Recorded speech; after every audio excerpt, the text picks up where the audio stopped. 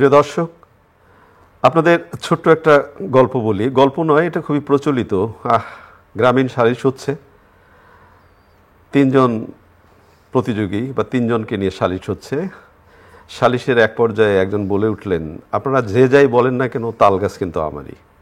তা আমাদের রাজনৈতিক অঙ্গনে ঠিক সেরকমেরই কোনো পরিবেশ সৃষ্টি হলো কি না, সেটাই এখন সবচেয়ে বেশি বড় প্রশ্ন। আমি রেজানুর রহমান, সংবাদপত্রে বাংলাদেশ অনুষ্ঠান থেকে আপনাদের স্বাগত জানাচ্ছি। আমাদের আজকের অনুষ্ঠানে অতিথি হিসাবে উপস্থিত আছেন কাজী রাউনাক হোসেন, সিনিয়র সাংবাদিক। কেমন আছেন? এটা ছোট্ট গল্প বলে দিলাম। যে যাই বলে না কেন, তাল গাছ আমার। পত্রপত্রিকায় প্রকাশিত কয়েকটা শিরোনাম পড়ে শোনাই আপনাকে, তারপর আমরা আলোচনায় যেতে চাই। প্রথম আলো, জুলাই সনদ বাস্তবায়নের নিশ্চয়তা খুঁজছে কমিশন, বিশ্লেষণমূলক রিপোর্ট, উপদেষ্টারা বিব্রত। দৈনিক যুগান্তর, ভুল করিডোরে গাজীপুর বিমানবন্দর বিআরটির প্রকল্প, গচ্চা ৩,০০০ কোটি টাকা। নির্বাচন ভাবনা নিয়ে যুগান্তর গোলটেবিলে বক্তারা, মতপার্থক্য থাকলেও সহনশীলতা জরুরি। দৈনিক সমকাল, সনদ বাস্তবায়নে সংসদকে বাধ্য করার উপায় পায়নি কমিশন। কালের কণ্ঠের শিরোনাম, বিদেশের শ্রমবাজারে অশনি সংকেত, লিবিয়ায় জিম্মি দশায় গৌর নদীর ৫৬ তরুণ। বাংলাদেশ প্রতিদিন, একটি ফোনের অপেক্ষা, ২০০ আসনের প্রার্থী চূড়ান্ত, প্রচারণায় পাবে নতুনত্ব, লন্ডনে যাওয়ার হিড়িক। মানব জমিনের শিরোনাম, অস্থির ডলারের বাজার, আসামিদের দেশ ত্যাগে ইমিগ্রেশনে পুলিশের চিঠি। খবরের কাগজ, আওয়ামী লীগের বেশিরভাগ নেতাকে থাকতে হবে নির্বাচনের বাইরে। কালবেলার শিরোনাম, আসনের ব্যাপারে এখনই নিশ্চিত হতে চায় বিএনপির মিত্ররা। আমাদের সময় শিরোনাম, আজকালের মধ্যে চূড়ান্ত বিএনপির একক প্রার্থী। দৈনিক সময়ের আলো, স্বর্ণ চোরাচালানে বিমানের অর্ধশতাধিক কর্মচারী। তথ্য উপদেষ্টা বললেন, দলগুলো সংঘাতের জন্য মুখিয়ে আছে, কয়েক মাসের মধ্যে দেখতে পাবেন। দৈনিক করতোয়া, দেশের ৩১৪ উপজেলাকে সড়ক দুর্ঘটনা প্রবণ এলাকা চিহ্নিত। রূপালী বাংলাদেশ, মৃত্যুতার মায়া ছেড়ে এবার প্রতিপক্ষ বিএনপি জামায়াত। আমার দেশ, সাবেক স্পিকার শিরীন শারমিন নিখোঁজ হয়ে গেল। রাউনাক হোসেন, অনেক খবরের ভিড়ে একটি অন্য খবর নিয়ে আলোচনা করতে চাই আমরা। এটা তো প্রতিদিনই রাজনীতির আলোচনা হয়। আজকে আমরা যদি আমাদের চলচ্চিত্র সাংবাদিকতা বলি, আমাদের চলচ্চিত্রের উন্মেষ ধারা বলি, সবকিছু মিলিয়ে একজনের নাম আমাদের খুব শ্রদ্ধার সাথে স্মরণ করতে হয়, ফজলুল হক। নিঃসন্দেহে আজকে তার প্রয়াণ দিবস, এবং সবচেয়ে বড় ব্যাপার যে তার স্মৃতির স্মরণে যে পুরস্কার প্রবর্তন করা হয়েছে, ফজলুল হক স্মৃতি পুরস্কার, আজকে তার 22তম দিন। এবং 22তম দিনে আপনি খেয়াল করবেন যে 22 দুগুণ 44 জন দেশের বিশিষ্ট চলচ্চিত্র নির্মাতা এবং বিশিষ্ট সাংবাদিক এই পুরস্কার পেয়েছেন। আজকে দুজন পেতে যাচ্ছেন চলচ্চিত্র সংশ্লিষ্ট। তো এই যে জায়গাটি আপনার কাছে কি মনে হয়? আমি প্রথমেই ফজলুল হক ওনার প্রতি আমার গভীর শ্রদ্ধা জানাবো। জি। পারিবারিকভাবেও আমার ভাই কাজী আনোয়ার হোসেনের সাথে ওনার সখ্যতা ছিল। আমারও সুযোগ হয়েছে কখনো কখনো তার সাথে দেখা করার। আর আমি যেটা বলবো যে এদেশে শিশুতোষ চলচ্চিত্রের অগ্রপথিক, প্রেসিডেন্ট, একেবারে প্রেসিডেন্ট, এবং এরপরও যে কটা করেছে। আপনি খালি একটা জিনিস চিন্তা করেন যে আজকে থেকে ধরেন অনেক 70-75 বছর আগে একটি মানুষ সেই রকমের বৈরী পরিবেশে কি করে চলচ্চিত্র আমাদের উন্নয়ন হবে, আমাদের দেশে একদিন চলচ্চিত্র উন্মেষ হবে, সাংবাদিকতা অগ্রণী ভূমিকায় পালন করবে, কি ভাবনার জায়গাটা তৈরি করেছিলেন আপনি ভাবেন একবার। আসলে ওনাদের যে ভাবনা এবং ভাবনার যে মাত্রা, সেটা কিন্তু নিজের স্বার্থের ভিতরে ছিল, দেশের জন্য, সমাজের জন্য। এবং বগুড়াতে তিনি একটা চলচ্চিত্র নগরী তৈরি করতে চেয়েছিলেন, আমি জানি সেটা। তো ব্যাপারটা হচ্ছে যেটা, যে ওনারা যেভাবে ডেডিকেটেড ছিলেন, ডিভোটেড ছিলেন, পরবর্তীতে কিন্তু আর ওনার সমকক্ষ বা ওনার কাছাকাছি, সমকক্ষ তো দূরের কথা, কাছাকাছিও কিন্তু আমরা কাউকে পাই নাই যারা নিজের। আপনি কাছাকাছি পাননি বললেন, ঠিক সেইভাবে আমি জাস্ট আপনাকে ছোট্ট করে প্রশ্ন করি, সেই মূল্যায়নটা কি ফজলুল হকের হয়েছে? মোটেই না। এবং এটাই হচ্ছে এদেশের, আমাদের এই জাতির জন্য দুর্ভাগ্য যে যোগ্য লোকের মূল্যায়ন হয় না। মানে এখানে আমি আপনাকে ছোট্ট করে, আপনি একটা গল্প বললেন, আমি একটা গল্প বলি যে গত আমলে 21শে পদক পাওয়ার জন্য একজন শিল্পী সংস্কৃতি মন্ত্রীর পা ধরেছিল যে আপনি বলেন, হ্যাঁ সত্যি ঘটনা, আপনি রাজি হন, আপনি বলেন ইয়েস, নাহলে আমি আপনার পা ছাড়বো না। ও মাই গড। তো কোথায় দাঁড়ালো? আমি সেজন্যই বললাম যে সমকক্ষ কাউকে খুঁজে পাওয়া যায়। একেবারে সুযোগ পাওয়া গেল আমরা অন্য আলোচনায় আসবো। দেখেন কতগুলো মানুষের নাম বলি আপনাকে, ফজলুল হক স্মৃতি পুরস্কার যারা পেয়েছেন 44 জনের মধ্যে অন্তত বিশিষ্ট দেখেন, চাষী নজরুল ইসলাম, ফজল শাহাবুদ্দিন, হুমায়ুন আহমেদ জামান চৌধুরী, সুভাষ দত্ত, আমজাদ হোসেন, সৈয়দ শামসুল হক, মোর্শেদুল ইসলাম, অনুপম হায়াত, গোলাম সারোয়ার, রাজ্জাক, নায়করাজ, সৈয়দ সালাউদ্দিন জাকি, মাসুদ পারভেজ, শহীদুল হক খান, আজিজুর রহমান, আব্দুল লতিফ বাচ্চু, মোস্তফা সরোয়ার ফারুকী, সুচন্দা আলমগীর, সটকু আহমেদ, সবার নাম তো বলতে পারলাম না। আপনি চিন্তা করেন এতগুলো গুণীজন এই পুরস্কারটা পেয়েছে। এইটাই তো সবচেয়ে বড় কথা, যে এটা যে করা হচ্ছে এবং যারা এই পুরস্কারটাকে সুন্দরভাবে বাছাই করে দিচ্ছেন তাদের প্রতি আমি আমার শ্রদ্ধা এবং কৃতজ্ঞতা জানাই।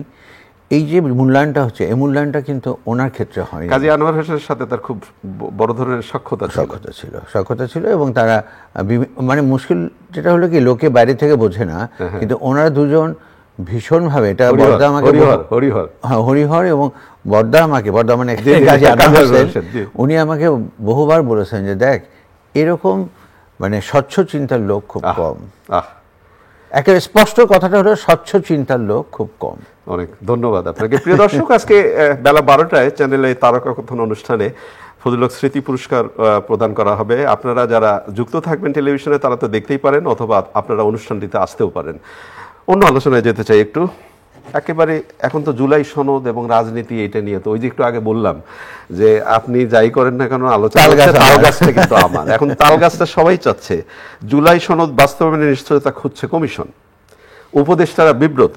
একজন উপদেষ্টা যে কথাটি বলেছেন সেই কথাটি খুব গুরুত্বের সাথে আলোচনা হওয়া দরকার। সবাই সংঘাতের জন্য মুখিয়ে আছে, তথ্য উপদেষ্টা বলছেন। কেন বললেন? এই যে তথ্য উপদেষ্টা এই কথাটা বললেন, তারা ভুলে গেলেন 24শে জুলাই 2024-এ তাদের ভূমিকা কী ছিল।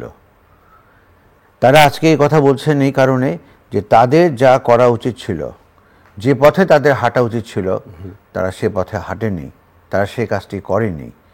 বরঞ্চ তারা নিজেদেরকে নিয়ে অনেক বেশি আত্মমগ্ন হয়েছিল এবং অনেক কিছুই করেছে যা মানে আমরা গ্রহণযোগ্য বলে মনে করি না। এখন এই যে সংঘাতের জন্য মুখিয়ে আছে, ধরেন কে বলল এইটা কিন্তু খুব জরুরি। আমি সেজন্য বলছি যে তথ্য উপদেষ্টা এটা বলেছে। এখন আপনাকে আমি, উনি বলেছেন যে আপনারা 2-1 মাসের মধ্যেই এটা নজির দেখতে পাবেন। 2-1 মাস ভিতরে তো দরকার নাই, এই নজির তো শুরু হয়ে গেছে অলরেডি। তো বেশ কয়েকজন বিএনপির নেতাকে খুন করা হয়েছে এবং এটা আমাদের এখানে চলতেই থাকে। আপনি যত কথাই বলেন এটা কখনোই বন্ধ হবে না। তবে যত কম, আমি এখানে আজকের আরেকটা রিপোর্টে আছে, আপনি দেখবেন, আপনি বলেছেন, সেটা হলো যে সহনশীলতার আহ্বান করা হয়েছে। এই গোলটেবিল বৈঠকে যুগান্তরের, দৈনিক যুগান্তরের গোলটেবিল বৈঠক, মতপার্থক্য থাকলেও সহনশীলতা জরুরি। এই সহনশীলতাটা আমিও মনে করি ভীষণভাবে জরুরি। 17 বছর কোনো গণতান্ত্রিক চর্চা ছিল না, এক দল শাসন করে গেছে, এখন অনেক দল সুযোগ পেয়েছে, সবাই মনে করছে এই বুঝি সুযোগ তো ফলে তারা যে যার মতন লাফিয়ে পড়বে, ঝাঁপিয়ে পড়বে। কিন্তু আমি চ্যালেঞ্জ করে বলি যে যদি সহনশীল না হয় তাদেরও মঙ্গল হবে না, দেশেরও মঙ্গল হবে না। সহনশীল হতেই হবে। আর মানে রাজনৈতিক শিষ্টাচার, পরস্পরতি শ্রদ্ধাশীলতা, এই সব কিছু আমাদেরকে আস্তে আস্তে ফিরিয়ে আনতে হবে। আচ্ছা রওনক হোসেন, আপনার কি মনে হয় যে ধরেন আর তো দিন দিন যতই দিন যাচ্ছে দিন কমে আসছে, ফেব্রুয়ারিতে এই তো কাছাকাছি, এই যে চায়ের টেবিল, চায়ের দোকান, বিভিন্ন আলোচনায় সবচেয়ে জায়গায় নির্বাচন নিয়ে একটা আশঙ্কার জায়গা, সবাই প্রশ্ন হবে তো। আমি নিজে প্রতিনিয়ত এই প্রশ্নের মুখোমুখি হই, কিন্তু আমি যতটুকু বুঝি, আমার যতটুকু জ্ঞান, আমি যতটুকু দেখেছি, তাতে আমি মনে করি নির্বাচন হতেই হবে এবং ফেব্রুয়ারিতেই হবে। কিন্তু তারপরে কি হবে সেটা জানি না। তো আপনি আবার আরেকটা কিন্তু লাগিয়ে দিলাম। জুলাই সনদ নিয়ে এনসিপি যে বক্তব্য দিয়েছে, জুলাই সনদ যেন প্রতারণায় পরিণত না হয়। আপনি দেখেন এই এনসিপি মানে কারা? এনসিপি মানে তো সেই জুলাই যোদ্ধা। জি জি। আচ্ছা, তাদের ভেতরেও এখন একটা নেগেটিভ অ্যাটিটিউড এসছে, যে কারণে মাহফুজ আলম ও কথা বলেছে, তথ্য উপদেষ্টা ও কথা বলেছে, এনসিপি এই কথা বলছে। এখন এই যে প্রতারণা না হয় বলছে, মুখে বললে তো হবে না। বাস্তবতা হলো যে আপনারা যে কাজগুলো করলেন, যেভাবে সময় ক্ষেপণ করলেন, অযথা মানে কোটি কোটি টাকা খরচ করলেন, এই কমিশন এটা সেটা নানান কিছু করে, আপনাদের মাথায় একবারও ঢুকলো না যে কখনোই সংসদ ছাড়া কোনো আলোচনাই বাস্তবায়ন হবে না। সেক্ষেত্রে নির্বাচনটা সবচেয়ে আগে আনা দরকার। যত সংস্কার করুক, আমি বললাম তো, আপনাদের যদি 1000 বছরও সুযোগ দেওয়া হয় সংস্কারের জন্য, তারপরে কোনো লাভ হবে না। মত পার্থক্য থাকবেই। তো সেই ক্ষেত্রে এটা তো মানে একেবারেই অবধারিত যে এটা হতেই যাবে। কিন্তু এখন আমাদের যে কথা আমি বারবার বলছি, আমার কাছে ওই জায়গাটা খুব ভালো লেগেছে, যে সহনশীলতা। এই সহনশীলতা দেখাতে হবে। সহনশীলতা যদি আমরা দেখাতে না পারি, আমি কিন্তু স্পষ্টভাবে বলতে পারি যে এটা রাজনৈতিক দলগুলোর জন্য মারাত্মক হুমকি হয়ে দাঁড়াবে, দেশের জন্য তো ক্ষতিকর অবশ্যই। আপনি ঠিক এই মুহূর্তে বিশেষ করে বাংলাদেশ প্রতিদিনের যে শিরোনামটা যখন পড়ছিলাম আমি, যে একটি ফোন কলের জন্য অপেক্ষা, আপনি খালি ভিজুয়ালি চিন্তা করেন যে আমি একটি ফোন কলের জন্য অপেক্ষা করছি, কি আপনাকে নমিনেশন দেওয়া হলো। মানে এই সংবাদটি পাওয়া মানে হলো কেউ ধরে নিচ্ছেন, যাক মানজিলে আমি চলে গেলাম। তো যেমন এটা আছে যে 200 আসনের প্রার্থী চূড়ান্ত, লন্ডন যাওয়ার জন্য হিরিক। আবার আরেকটি পত্রিকার শিরোনাম, জামাতের 80% প্রার্থী নতুন মুখ। তো যদি তাই হয়, মানে কি দাঁড়াচ্ছে কি এখানে? যেটা হচ্ছে যে মানে এলোমেলো অবস্থার ভিতর দিয়ে একটা ইলেকশন হবে, তাই। হ্যাঁ, কিন্তু মাননীয় প্রধান উপদেষ্টা তো বারবার বলছেন যে স্মরণকালের ভালো ইলেকশন হবে। উনি তো স্মরণকালের সবচেয়ে ভালো সংস্কার করেছেন। আচ্ছা, তো 13 বছরে তো মানে 100% সংস্কারও আমরা কোথাও দেখি নাই। যেখানেই সংস্কারের জন্য হাত দিয়েছেন সেটাই বিফলে গেছে। এগুলো বললে এখন কি বলা যায় যে বিফলে গেছে? অবশ্যই বলা যায়। আচ্ছা, অবশ্যই বলা যায়। তো সেটা বিফলে গেছে। এখন উনি এটা বলেছেন, ওনার ইচ্ছে যে একটা স্মরণকালের সবচেয়ে ভালো নির্বাচন দেবেন, কিন্তু ওনাকে পাশাপাশি বাস্তবতাটা বুঝতে হবে। Reality is very different. এই যমুনাতে বসে মানে প্রধান উপদেষ্টার কার্যালয় থেকে একটা কিছু বলা যত সহজ, বাইরেটা তত সহজ নয়। এবং সারা দেশে আপনি একটা সুন্দর স্বচ্ছ ইলেকশন করার জন্য কি করেছেন? এই 13 মাসে কি আপনি পুলিশ নিয়োগ দিয়েছেন? আপনি তো 50,000 1 লাখ পুলিশ নিয়োগ দিতে পারতেন। তাহলে বেকার তো বলা হলো নির্বাচনকালীন সময় কিছু পুলিশ থাকবে, আলাদা করে হবে। না, 2 মাসের ট্রেনিং নিয়ে যে পুলিশ যাবে সে তামাশা দেখবে, সে কোনো দায়িত্ব পালন করতে পারবে না। দেখি না কি হয়। তো এইগুলো হলো ফানি ব্যাপার। এখানে আমার কাছে বারবারই যেটা মনে হচ্ছে যে নির্বাচন নিয়ে, দেশ নিয়ে ওনাদের দূরদৃষ্টির অভাব আছে। আচ্ছা।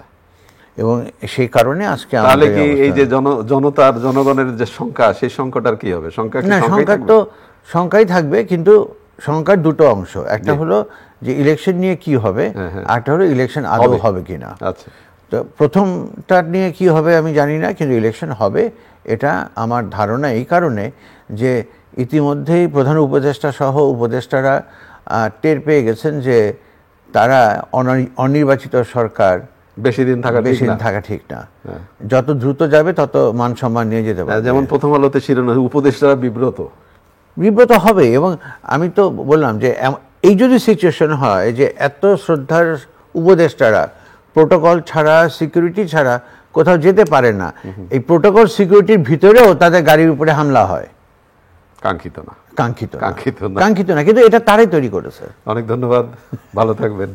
প্রিয় দর্শক, আমরা যে বিষয়গুলো নিয়ে কথা বললাম, নির্বাচনের আশঙ্কা নিয়ে কথা উঠলো, কিন্তু আমরা আশঙ্কা করতে চাই না। আমরা চাই ফেব্রুয়ারিতে একটা সুন্দর নির্বাচন হোক, দেশটা এগিয়ে যাক। ভালো থাকবেন। আগামীকাল নিশ্চয়ই এই সময় আবারও কথা হবে। খোদা হাফেজ।